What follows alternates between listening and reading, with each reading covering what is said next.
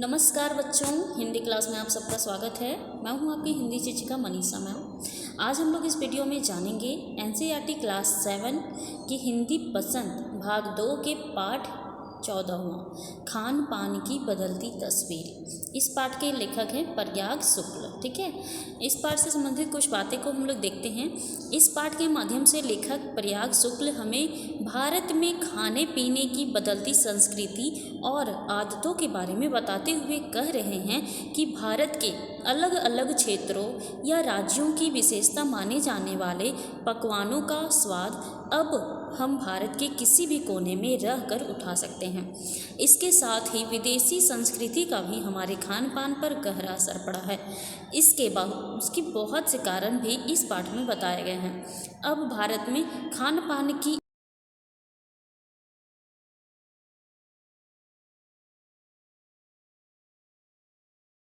और जानकारी प्राप्त करते हैं।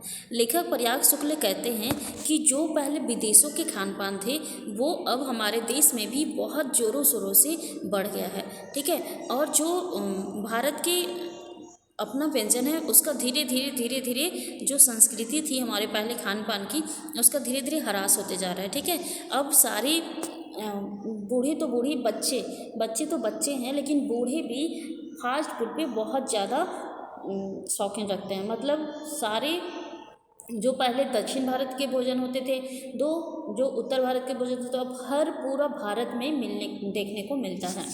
पिछले 10-15 वर्षों में भारत की खान पान की संस्कृति में बहुत बदलाव आया है। लेखक कहते हैं कि पिछले 10-15 साल में भारत की जो खान पान की संस्कृति है, ठीक है, उसमें बहुत बदलाव आया है। दक्षिण भारत के कुछ विशेष व्यंजन जैसे इडली डोसा, बड़ा सांभर, रसम जैसे व्यंजन अब केवल दक्षिण भारत तक ही सीमित नहीं है। पहले जब हम लोग दक्षिण भारत जाते थे तभी हम लोग को इडली डोसा, बड़ा सांभर खाने को मिलता था, लेकिन अब कहीं से भी ये सब हम आसानी से खा सकते हैं। ठीक है, उत्तर भारत के हर शहर में यह आसानी से उपलब्ध है। पहले जो दक्षिण भारत का खाद्य पदार्थ था वो अब उत्तर भारत में भी आसानी से हम सबको मिलता है। उत्तर भारत की ढाबा संस्कृति लगभग पूरे देश में फैल चुकी है। लेखक कहते हैं कि जो उत्तर भारत का ढाबा संस्कृति था ना, वो अब पूरे भारत में फैल चुका है। ठीक है, अब कहीं भी रहो और ढाबा मतलब कहीं भी अब छोटे छोटे होटलों में ढाबा संस्कृति को अपना लिया गया है। ठीक है, उत्तर भारत व्यंजन जैसे रोटी, दाल, साग का मज़ा आप कहीं भी था,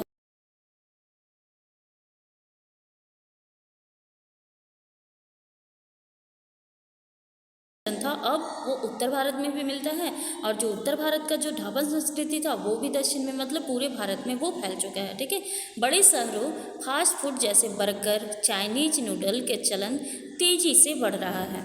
लेखक कहते हैं कि बड़े शहरों में फास्ट फूड, ठीक है, फास्ट फूड जैसे बर्गर, चाइनीज, ठीक है, नूडल्स, जो 2 मिनट में नूडल्स बनाए, ये नूडल्स जो है बहुत तेज़ी से बढ़ रहा है। झटपट बनने वाली 2 मिनट नूडल्स के पैकेट बंद रूप से तो बच्चे बूढ़े सभी परिचित हो चुके हैं। ठीक है, जो नूडल्स होता है जो 2 मिनट में बन के तैयार हो जाता है, उससे बच्चे और बूढ़े सारे परिचित हो गए हैं। ठीक है, तरीके से मतलब पारंपरिक तरीके से बनाए जाने वाले नमकीन बाज़ारों में भी उपलब्ध है, लेकिन आलू के चिप्स विज्ञापनों के माध्यम से घर घर तक पहुंचा सकते हैं। अब जो बच्चे होते हैं छोटे छोटे, दुकान जाते हैं और सबसे पहले क्या खरीदते हैं? चिप्स, जो आलू का चिप्स होता है, लेस होता है, ठीक है, कुरकुरे होता है, ये सब ज़्यादातर बच्चे बहुत अपना लिए हैं। ठीक है, भारत के अलग अलग राज्यों की विशेषता माने जाने वाले कुछ प्रमुख खाद्य पदार्थ अब आसानी से पूरे देश में कहीं भी मिल पाते हैं। ठीक है,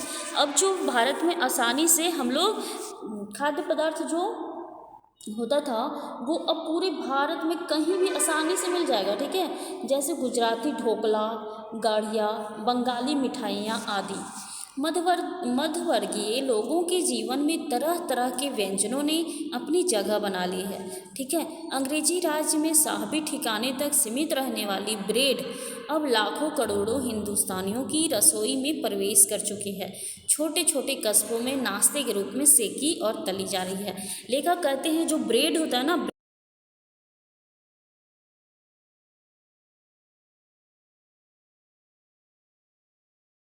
चली जा रही है, ठीक है। पहले जो अंग्रेजी राज्य में ब्रेड चलता था, अब पूरे भारत में, पूरे हिंदुस्तान में लाखों करोड़ों हिंदुस्तानी इसको अपने रसोई में प्रवेश कर चुके हैं, ठीक है।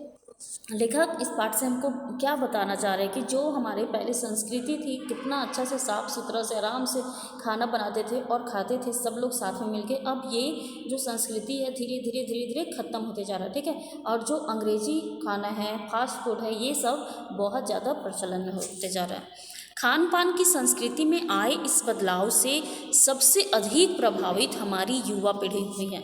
लेखक कहते हैं कि जो भी खान पान की संस्कृति में बदलाव आया है, सबसे ज़्यादा प्रभावित कौन हुआ है? युवा पीढ़ी हुआ है, ठीक है। उन्हें भारतीय स्थानीय व्यंजनों की तो अधिक जानकारी नहीं है, लेकिन नए व्यंजनों के बारे में कुछ पता है। देखो, लेखक कहते हैं कि अब की जो युवा पीढ़ी है ना, उसको पहले के भोजन के बारे में पता नहीं है, लेकिन अब के भोजन के बारे में पूरा जानते हैं वो, है ना। इसका कारण यह भी है कि स्थानीय व्यंजनों की संख्या भी घटती जा रही है।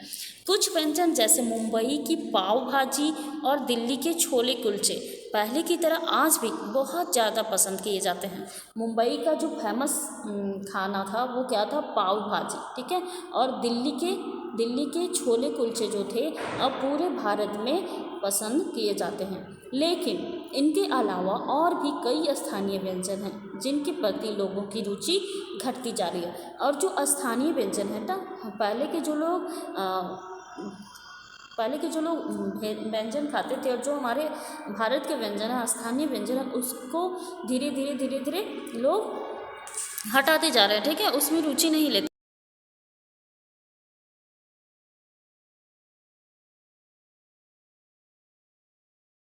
के पेड़ों और आगरा के पेड़े नमकीन, मथुरा के पेड़े और आगरा के पेठे नमकीन खाने में अब लोगों को वह मज़ा नहीं आता जो पहले आया करता था। पहले के लोग मथुरा के पेड़े बहुत शौक़ से खाते थे और आगरा के पेड़े नमकीन बहुत शौक़ से खाते थे, लेकिन आज की युवा पीढ़ी अब उतना शौक़ से नहीं खाते हैं। तात्पर्य यह है कि जो व्यंजन अब बचे हुए हैं उनकी गुणवत्ता में बहुत ज़्यादा फर्क पड़ा है। इसके अलावा मौसमी फलों और अन्य के प्रयोग से तरह तरह के व्यंजन बनाए जाते थे, लेकिन अब उन्हें बनाने की फुर्सत लोगों के पास नहीं है। अब कामकाजी महिलाएं और गृहिणियों के लिए भी खरबूजे के बीज सुखाना, छीलना और फिर उनसे व्यंजन तैयार करना लगभग असंभव हो। आज के समाज में लोग इतने व्यस्त हो गए हैं, मतलब जो घर में महिलाएं थी, काम करती थी, हाउसवाइफ थी, वो भी अब काम करने लगे हैं, बाहर जाके ऑफिस में काम करने, ठीक है। तो अब के ज़माने में उतना किसी को फुर्सत नहीं है कि आराम से, जैसे पहले हम लोग भोजन बनाते थे, वैसे खरबूजे के जो दाने होते हैं, बीज होते हैं, उनको सुखा के उनका व्यंजन तैयार करना, इतना समय ही नहीं है किसी के पास, ठीक है। अब असंभव होते जा रहा है। इसीलिए अब सब फास्ट फूड को बहुत ज़्यादा पसंद कर रहे हैं और जो पहले की संस्कृति हमारा धीरे धीरे ह्रास होते जा रहा है, ठीक है। धीरे धीरे उसका कमी होते जा रहा है। लेखक यही कहना चाहते हैं कि अब महिलाएं भी बहुत काम करने लगी हैं, घर से बाहर जाके काम करने लगी हैं, तो घर का काम करने के लिए और नए हमारे जो स्थानीय व्यंजन हैं उसे बनाने के लिए किसी के पास फुर्सत ही नहीं है, ठीक है। तो इसीलिए स्थानीय व्यंजन का ह्रास होते जा रहा है और जो हमारे फास्ट फूड हैं और दक्षिण भारत के हैं, अंग्रेजी खाना है, वो सब बहुत प्रचलित होते जा रहा है। आज के आधुनिक युग में यह देखा जा रहा है कि लोगों का स्थानीय व्यंजनों के प्रति लगाव हटता जा रहा है। आज की युवा पीढ़ी में ये देखा जा रहा है कि जो हमारे स्थानीय व्यंजन है ना, उससे जो लगाव था पहले, उससे जो प्रेम था, वो धीरे धीरे घटता जा रहा है, ठीक है। दूसरी तरफ वे विदेशी व्यंजनों को अपनाया जा रहा है और विदेश से आए जो भी व्यंजन है उसको ज़्यादातर अपनाते हैं और हमारे देश के जो व्यंजन हैं उसको हटाते जा रहे हैं। इसका मुख्य कारण है कि विदेशी व्यंजनों को कम समय में तैयार किया जा सकता है। देखिए, इसका मुख्य कारण क्या है कि स्थानीय व्यंजन बनाने के लिए हमें काफ़ी समय चाहिए होता है, लेकिन जो विदेशी व्यंजन होते हैं ना, 2 मिनट में मैगी तैयार हो जाएगा, है ना। तो इसमें समय बहुत कम लगता है। आज के ज़माना में स्त्री भी बाहर जाके काम करने लगी है, तो समय किसके पास है, समय बहुत अधिक किसी के पास नहीं है, इसलिए जो अंग्रेजी भोजन है वो बहुत कम समय में तैयार हो जाता है, इसीलिए स्थानीय व्यंजन का ह्रास होते जा रहा है और जो हमारे अंग्रेजी व्यंजन हैं वो उसे ज़्यादा लोग अपना रहे हैं। परंतु शहरी जीवन की भाग दौड़ और कमर तोड़ महंगाई के कारण लोगों ने कई चीज़ों से स्वयं को दूर कर लिया है। ऐसी कई भारतीय व्यंजन हैं जिनका स्वाद तब तक नहीं आता जब तक उसमें मेवे ना डाले जाएं, लेकिन अब लोग ऐसे व्यंजनों को बनाने पकाने से पहले 4 बार सोचते हैं। ठीक है, पहले के लोग व्यंजन बनाते थे और उसमें मेवे ज़रूर डालते थे, ड्राई फ्रूट्स ज़रूर डालते थे, जैसे काजू बादाम किशमिश ये सब है ना, लेकिन अब लोग धीरे धीरे इसको दूर करते जा रहा है। ठीक है, डालने के पहले 4 बार सोचते हैं क्योंकि उसमें समय बहुत लगता है ना, इसीलिए खान पान में आए बदलाव के कारण एक मिश्रित संस्कृति का जन्म हुआ है। ठीक है, मिश्रित हो गया है स्थानीय व्यंजन और अंग्रेजी व्यंजन, मतलब फास्ट फूड जो है वो मिला के अब लोग खान पीन कर रहे हैं। ठीक है, इसके कुछ सकारात्मक पक्ष भी देखे जा सकते हैं। गृहिणियाँ कामकाजी महिलाओं के पास अब ऐसे व्यंजनों की विधियाँ उपलब्ध हैं जो कम समय में तैयार की जा सकती हैं। अब जो कामकाजी महिलाएं हैं उनके पास ऐसा विधि है जो बहुत कम समय में तैयार हो जाता है। ठीक है, और ज़्यादातर वही लोग बनाते हैं। हमारी नई पीढ़ी अब देश विदेश के व्यंजनों के बारे में भी जानने लगी है। खान पान की इस संस्कृति ने राष्ट्र को एक सूत्र में बांधने का कार्य भी किया है। ठीक है, खान पान का जो संस्कृति में बदलाव हुआ है ना, वो पूरे राष्ट्र को, पूरे हमारे देश को एक सूत्र में बांधने का। ये पहले दक्षिण भारत में जो खान पान होता था वो भी अब उत्तर में होने लगा, जो उत्तर भारत में होता था वो भी दक्षिण में होने लगा, मतलब जो अंग्रेजी लोग खाते थे वो भी अब हमारे देश में अपनाने लगे। ठीक है, तो एक सूत्र में बांधा जा। आज़ादी के बाद लोगों को उद्योग धंधों, नौकरियों और कभी कभी तबादलों का मतलब ट्रांसफ़र, एक जगह से दूसरे जगह, ठीक है, के कारण एक प्रदेश से दूसरे प्रदेश जाना पड़ता है। ठीक है, लोगों को काम करने हेतु एक प्रदेश से दूसरे प्रदेश जाना पड़ता है। ठीक है, लोगों के साथ उनके खान पान की चीज़ें भी दूसरे प्रदेशों तक पहुंच जाती है। मतलब एक यहाँ का लोग दक्षिण भारत में जाएगा, ठीक है, तो यहाँ का जो भोजन है वो भी तो साथ में लेके जाएगा ना, वो उसको जो पसंद है वो भी तो वहाँ बनाएगा। यही लेखक कहना चाह रहा है। बड़े शहरों के मध्यवर्गीय स्कूल में टिफ़िन के वक्त जब बच्चे के टिफ़िन डिब्बे खुलते हैं तो उनमें भी विभिन्न प्रदेशों के व्यंजनों की खुशबू उठती है। लेखक कहते हैं कि जब बच्चा जो स्कूल जाता है ना, टिफ़िन लेके, लंच बॉक्स लेके जो स्कूल जाता है, उसमें भी अलग अलग तरह के भोजन दिखते हैं। ठीक है, खान पान के माध्यम से हम एक दूसरे को जानने लगते हैं। ठीक है, खान पान के माध्यम से हम एक दूसरे को जानने लगते हैं। राष्ट्रीय एकता को बनाए रखने के लिए हम उनके खान पान के अलावा यदि उनकी बोली, भाषा, वेशभूषा पर भी ध्यान देंगे तो हम उन्हें और ज़्यादा जान सकेंगे। लेखक कहते हैं कि खान पान के अलावा अगर उसका भाषा, उसका बोली और वेशभूषा पर भी ध्यान देंगे तो उन्हें और ज़्यादा हम लोग जान सकेंगे। ठीक है, अब ध्यान देने योग्य बात यह है कि स्थानीय व्यंजन जिन्हें एथनिक कहा जाता है जाने लगा। देखो, स्थानीय व्यंजन को अब एथनिक कहा जाने लगा है। ठीक है, उनके पुनरुद्धार का प्रयास भी किया जाना चाहिए। यह दुर्भाग्य की बात है कि अब कुछ ऐसे स्थानीय पकवान हैं जो केवल महंगे 5 सितारा होटलों में ही मिलते हैं और यह पकवान घरों और बाज़ारों से धीरे धीरे गायब होते जा रहा है। लेखक कहते हैं कि जो हमारे स्थानीय व्यंजन है ना, वो होटलों में, बड़े बड़े होटलों में ही देखा जाता है अब। ठीक है, 5 स्टार होटल, ठीक है, और जो बाज़ारों में और हमारे घरों से ये गायब होते जा रहा है। जैसे पूड़ी कचौरी, जलेबियाँ और मौसमी सब्जियाँ से भरे समोसे अब कहाँ मिलते हैं। आश्चर्य की बात यह है कि उत्तर भारत में जो चीज़ें हर गली मोहल्लों और दुकानों में आसानी से मिला करती थी, अब उन्हीं चीज़ों को खास दुकानों में लोग तलाशते हैं।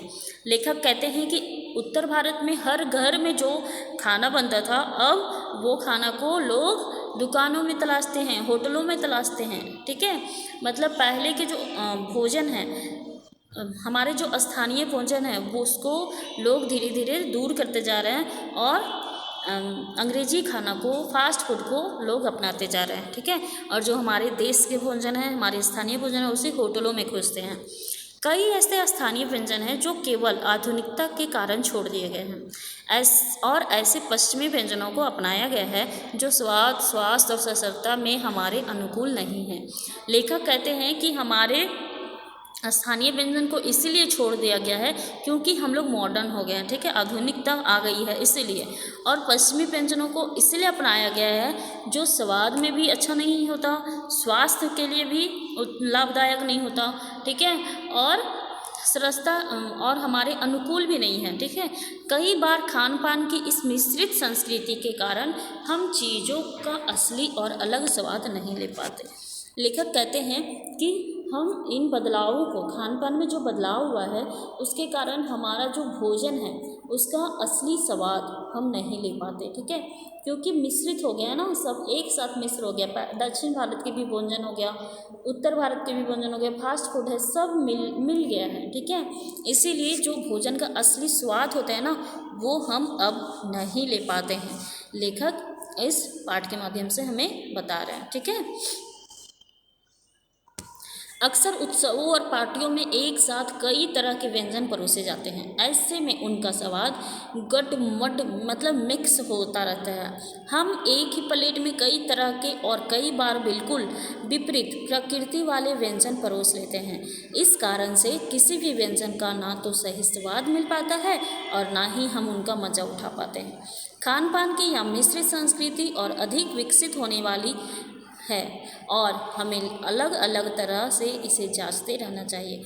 लेखक कहते हैं कि कई प्रकार जब शादी ब्याह में हम लोग जाते हैं तो वहाँ एक ही प्लेट में कई तरह के व्यंजन हमको मिल जाते हैं, परोस दिए जाते हैं, ठीक है। और हम लोग जो खाते हैं मतलब एक व्यंजन का अच्छा से स्वाद हम लोग नहीं ले पाते, सब मिक्स हो जाता है, ठीक है, गड़मड़ हो जाता है, सब मतलब मिक्स हो जाता है और हम किसी एक व्यंजन का अच्छा से सही से स्वाद भी नहीं ले पाते, मज़ा भी नहीं उठा पाते, ठीक है। लेखक कहते हैं कि हमारी जो संस्कृति है उससे अधिक विकसित करने का ज़रूरी है, ठीक है, अतः हमें अलग अलग इसे जांचते रहना चाहिए। लेखक इस पाठ के माध्यम से हमें समझाना चाहते हैं कि जो हमारे पहले के लोग थे, पहले के जो हमारा स्थानीय व्यंजन था वो कैसे कैसे परिवर्तन हो गया है, ठीक है, बहुत बदलाव हो गया है। अब पहले के जो स्थानीय व्यंजन है उसे ज़्यादातर लोग पसंद भी नहीं करते और अब फास्ट फूड आ गया, अंग्रेजी भोजन आ गया, ठीक है, इससे जो कम समय में भोजन बन जाता है उसे ही ज़्यादातर बना के महिलाएं भी काम के लिए निकल जाती हैं, ठीक है। तो ये पाठ आप सबको समझ में आया। धन्यवाद।